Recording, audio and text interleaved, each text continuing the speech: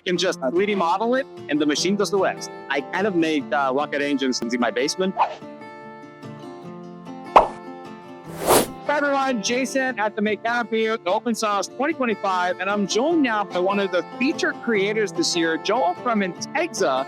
Thank you so much for dropping by. So my first question is, how do you take that idea and turn it into a thing? Like, what's your typical workflow to get from point A to your end result? I think my method is to fail as quick as possible. Okay.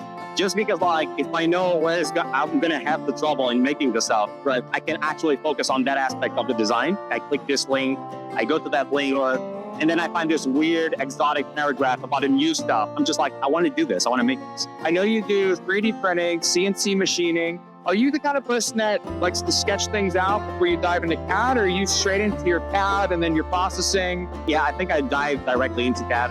It's just because I prefer to project directly what I have in my head to the CAD. And so I never really sketch. Nowadays, actually, for my projects, I prefer to use 3D printing as a jig. I'll say I can better CNC machine the part. And again, making mistakes, finding your solutions, moving forward with that is awesome. What are you excited for about the show this year? I would say the main reason is just talking to people. Because that kind of interaction in which you learn new stuff, you kind of debate about subject that you love. That's awesome. Of course, thank you for dropping by and all the cool projects you're doing, not only with the Makera machines and things like that. Of course, stay tuned for more collaborative thoughts with more awesome makers like him here at Open Source 2025. Thanks again. Thank you so much.